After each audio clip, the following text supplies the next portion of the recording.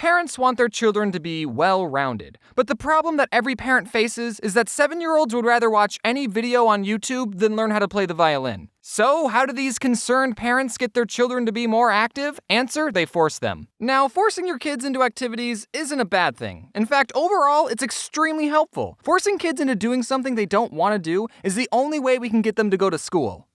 Okay, saying that out loud kinda sounded wrong. Doing extra activities, especially at a young age, not only teaches you important skills, but it also teaches you what your interests are. How are you gonna know if you don't like ballet unless you try it? I've tried it, and now I can say with confidence, ballet is not for me. I'm sure I'm not the only one who's had to deal with parents signing you up for sports, instruments, and more sports. I think when you're really young, you don't realize that you have a choice. Your parents just start taking you to soccer practice every Wednesday, and you think, oh, okay, I guess I'm doing this now. But all the activities I was forced into, while I never got invested in any of them, I'm still glad I did them, you know?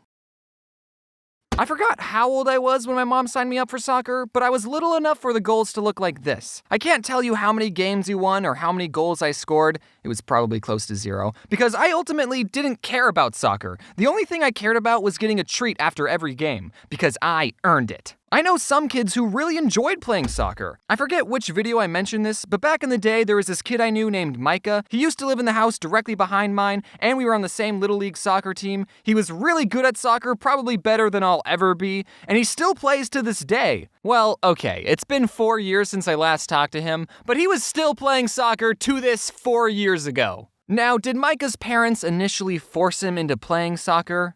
Probably, I didn't ask. But if his parents never forced him into it, he would have never known how good he was at the game and how much he enjoyed it. But that's enough about Micah. This is my channel. I don't remember how I stopped playing soccer. I just stopped showing up to the practices one year, and then I never played again. And then my mom put me into Boy Scouts, and that was a lot better because it wasn't competitive and camping is awesome and I made some dumb videos about it. So it was a return investment. Another activity my mom put me in was this martial art class called Aikido. I'm honestly surprised I've gotten 107 videos without mentioning Aikido once. Probably because it was boring and nothing interesting happened. My mom put me and my twin sister into Aikido, and we both agreed that it was boring and we didn't like it, so we decided not to remind my mom whenever she had to take us to class, and surprisingly, she forgot most of the time. Okay, look, whenever the sensei was talking, we had to sit on our knees, and that gets uncomfortable after 2 seconds. What is Aikido, I hear you asking? Aikido is a special form of martial arts in that it doesn't teach you how to fight. Aikido is all about self-defense and to also not hurt the attacker. You know those self-defense techniques that are like, if someone tries to attack you, use your keys as a knife and stab them. Aikido is not that. An Aikido master will take an attacker's arm, spin them around, and then pin them down to the floor. Now that sounds really cool on rice paper, like if someone goes to attack you, and then you block their punch and pin them to the ground, and you just give them a look like, you wanna take me on, kid?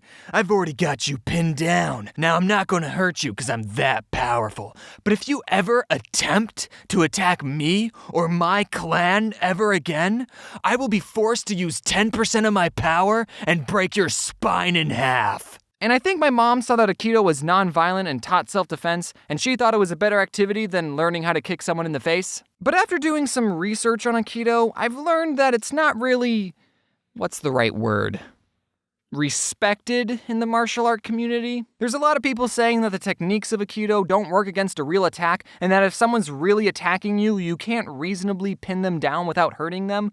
So it's probably a better idea to just punch back. And some people who are in Aikido think that their style of fighting is more civil and the more eloquent way of fighting, or non-fighting, so there's a tad bit of elitism in the martial art community. Now, surprisingly, I've never been in a real fight, so I can't really comment on what the more effective martial art is. I'm sure different situations call for different responses, but I don't think I'm wrong when I say that Aikido is the vegans of martial arts. After Aikido, the next thing I was forced to learn was an instrument. My parents didn't force me to do this, it was the American education system that did. In 5th and 6th grade, everyone had to take a band class, and we all chose different instruments to play, and I went with the flute. And as soon as I was given the flute, I traded it with Priscilla, who chose percussion, and that's what I did for the next 2 years. Compared to the rest of the instruments, percussion was very easy on my lungs, and it was okay if we were bad at the instrument because we were in the very back. The first set of songs we learned was on this metal xylophone thing, but I think the teacher thought everyone was so bad at that that instrument that the rest of the songs we learned was on this drum.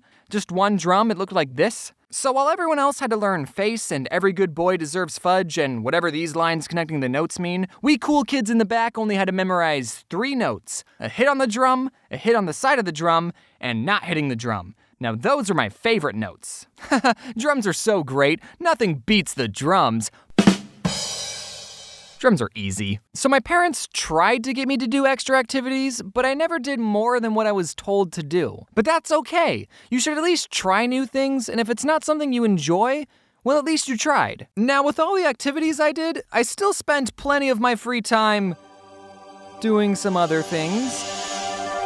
Okay, I played a lot of Neopets and RuneScape, and as much as I enjoyed these games, I would say overall, they didn't make me a more rounded person. Unless you count what they did to my horrible posture. People will spend their free time doing what they enjoy, and entertainment is designed to be entertaining. And while it's good to take some time doing things you enjoy, just like everything in life, it's all about balance. I think there's a very clear and important difference between a hobby and an addiction. If you enjoy playing video games and binging Netflix in your free time, then do that. Keyword being free time. You still need to set time to sleep, work, and socialize, and take showers. If I can smell that you were just binging a show, then that's gotta change. While I was working on this video, I wondered why it was more acceptable to be good at chess than it was World of Warcraft, because at its core, chess and Warcraft are the same thing.